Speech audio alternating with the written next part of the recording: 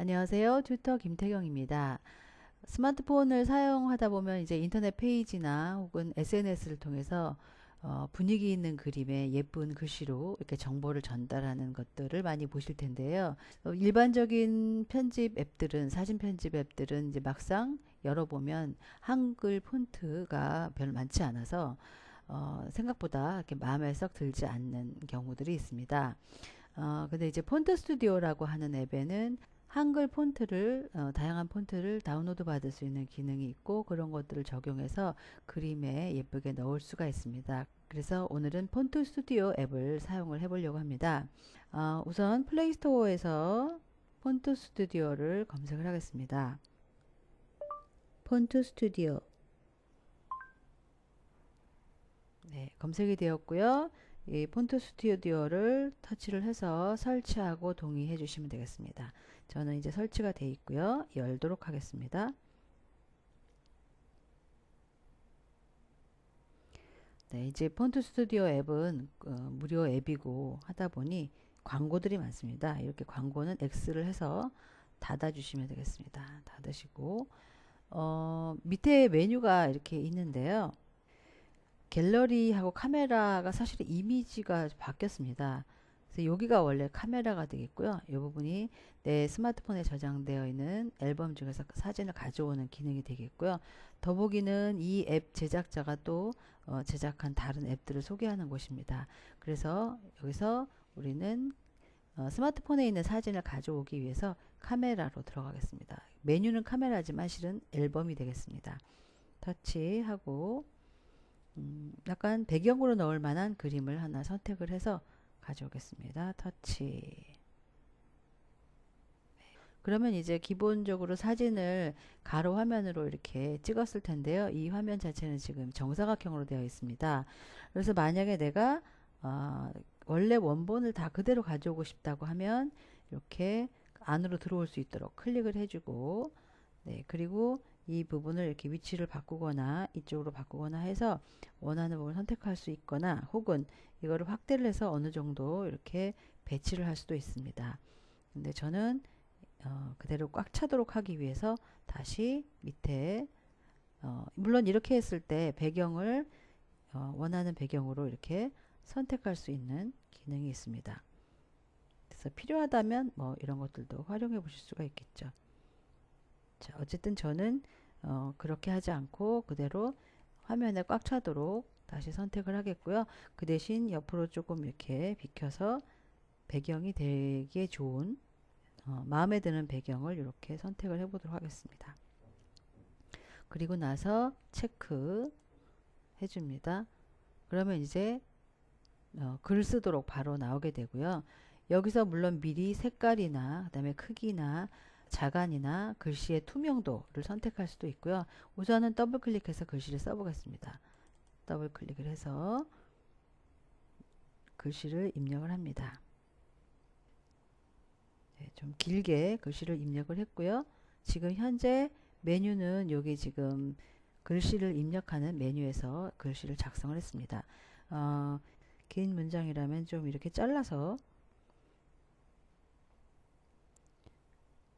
이렇게 엔터를 쳐서 글을 넣을 수가 있고요. 옆에 메뉴를 보면 이제 폰트의 모양입니다. 폰트의 경우에는 저는 이제 몇 개 다운로드를 이미 여기 많이 받아놨는데요. 한글 글씨꼴이 처음에는 기본과 아기사랑, 이렇게 혼생활의 발견 이런 정도 들어 있습니다. 그리고 나머지는 이제 전부 다 영문체인데요. 영문체는 워낙 다양하지만 한글체는 다운로드 받을 수 있게 되어 있습니다. 그래서 다운로드 받기 위해서는 여기에 화살표 아래로 되어 있는 아이콘을 터치를 해서 다양한 한글 글씨체 중에서 원하는 것을 선택을 하겠습니다. 선택을 해서 다운로드 버튼을 누르시면 되는데요. 훈 기찾기를 한번 터치해 보겠습니다. 터치. 그러면 다운로드가 되겠고요. 이제 뒤로 와서 훈 기찾기를 한번 선택을 하면 이렇게 글씨체가 이렇게 될 것이고요. 저는 여기서 나눔 손글씨를 한번 적용을 하겠습니다. 그리고 이제 글씨 색깔을 고를 텐데요. 글씨 색은 이렇게 다양한 이 색상에서 손으로 이렇게 드래그를 해서 원하는 색을 선택하셔도 되고요. 나중에 색상 바에서 선택을 해도 됩니다. 일단은 여기서 선택을 해 보겠습니다. 그리고 이제 이 부분은 투명도를, 글씨에 대한 투명도를 선택할 수가 있고요. 그 옆에 그림자를 선택을 하겠습니다. 그림자를 보면 그림자 터치해서 지금은 현재 그림자 적용되지 않은 상태고요. 그림자를 넣고 싶으면 좀 대비될 수 있게 검은색이나 혹은 뭐 짙은 색으로 회색 이렇게 해서 적용을 하시면 되겠습니다.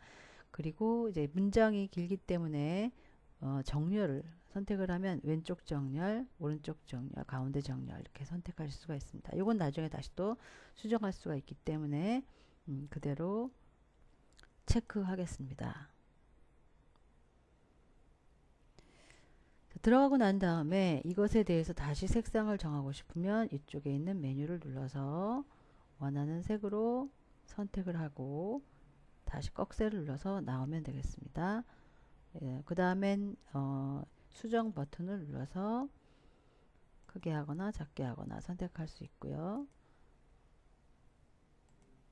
그리고 살짝 돌려줄 수도 있겠습니다. 이렇게 해서 위치는 이렇게 드래그를 해서 가져가고요.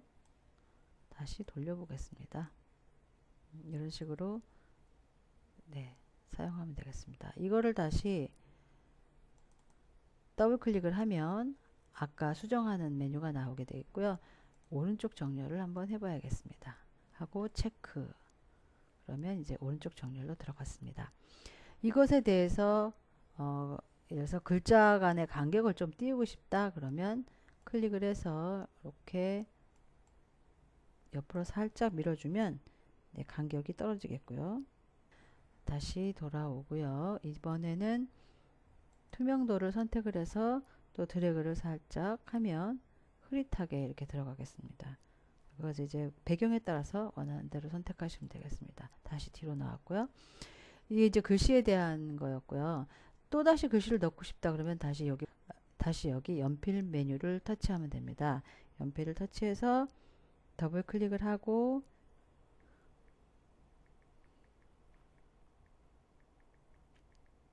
이렇게 한 다음에 폰트를 아까의 나눔 손글씨로, 그 다음에 색은 좀 비슷한 색으로 해놓고요. 체크. 그리고 아래로 이렇게 가지고 오겠습니다. 크기가 너무 크다면 모퉁이에서 바로 이렇게 줄일 수도 있고요. 아까처럼 다시 들어가서 더하기, 빼기, 확대, 축소로 하셔도 됩니다. 자, 다른 데를 터치를 하면 이제 글씨 완성이 됐고요. 밑에 보면 연필 옆에 색상들을 좀 조절하는 부분이 있습니다. 그래서 밝기 조정한다든지 뒤에 이미지에 대한 밝기, 색상을 조정하고 대비, 그리고 색 온도를 조정합니다. 색 온도의 경우에는 이렇게 터치를 해서 왼쪽으로 갔을 때는 푸른 계열의, 오른쪽으로 가서 약간 가을 분위기가 나는 이런 톤으로 바꾸었습니다. 그래서 색 온도를 선택을 하고요. 선택했으면 다시 꺽쇠를 눌러서 나오겠습니다. 다른 메뉴도 그렇게 비슷하게 구성이 되어 있고요. 이것은 색을 강조하는 부분이고요. 그래서 지금은 필요 없으니까 그대로 나오겠습니다.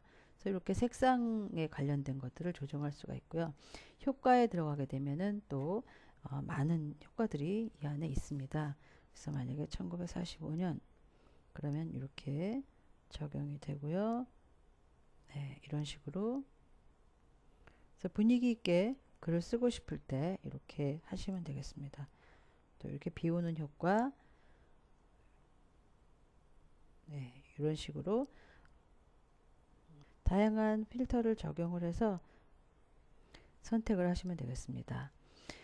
자, 적용을 하고요. 그 다음에 다시 나올 거면 이제 밑에 메뉴를 눌러서 밑에 메뉴를 누르게 되면은 이렇게 다양한 무늬에 마스크를 적용할 수가 있습니다. 예를 들어서 클로바 무늬라든지 이런 식으로 만들 수가 있는데요. 마스크를 적용하고 이 부분을 또 투명도를 적용을 하면 이런 식으로 흐릿하게 들어갈 수가 있습니다. 자, 적당한 마스크를 하나를 선택을 해보겠습니다. 네, 만약에 이런 거를 적용한다고 하면 글씨를 조금 다시 색상을 변경하면 될 것 같고요. 아니면 마스크의 투명도를 다시 주어서 이렇게 이런 식으로 적용해 볼 수도 있겠습니다. 나무 선택해 보고요. 이렇게 만들 수도 있겠죠. 그래서 원하는 모양을 선택을 해서 적용하면 되겠습니다. 저는 이걸로 한번 해보도록 하죠. 자, 그리고 투명도를 좀 주고요. 글씨를 글씨를 이렇게 안쪽으로 집어넣어도 좋을 것 같습니다. 마스크 부분을 다시 한번 선택을 해서 이렇게 적용해도 괜찮을 것 같네요. 네.